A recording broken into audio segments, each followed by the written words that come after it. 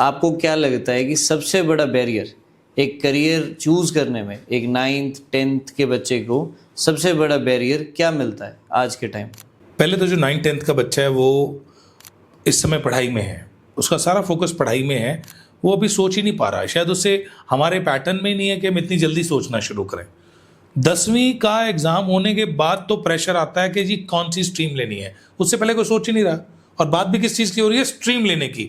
इस बात पे कोई डिस्कशन नहीं हो रही कि इस स्ट्रीम के थ्रू हम किस करियर में जाएंगे, स्ट्रीम कौन सी लेनी है, यही प्रेशर है। इससे पहले बातें नहीं हो रही। तो जो आप देख रहे हो कि 9th 10th का जो बच्चा स्ट्रगल कर रहा है, शायद उसके पास सही तरीके से ये जो इनिशिएट होनी चाहिए डिस्कशन, वो इनिशिएट ही नहीं हुई। जिसे पेरेंट्स के थ्रू इनिशिएट होना चाहिए, स्कूल के थ्रू इनिशिएट होना चाहिए, वो इनिशिएट ही नहीं हुई। उसका ड्रॉबैक ये है कि बच्चा टाइमली प्रिपेयर ही नहीं कर पा रहा। आज एक बच्चा जो है, जो 9th 10th में है, उसे हम प्रेरित कर रहे हैं कि आप ज़्यादा मार्क्स लें। वो क्यों ले मार्क्स एक्स्ट्रा?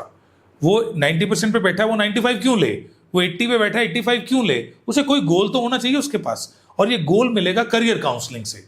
और हम उसे ये गोल ही नहीं दे पा रहे, हम उसे इनिशिएट ही नहीं कर पा रहे डिस्कशन। हम 10वीं के बाद सोच रहे हैं, 10वीं का रिजल्ट आने के बाद लोग पूछ रहे हैं।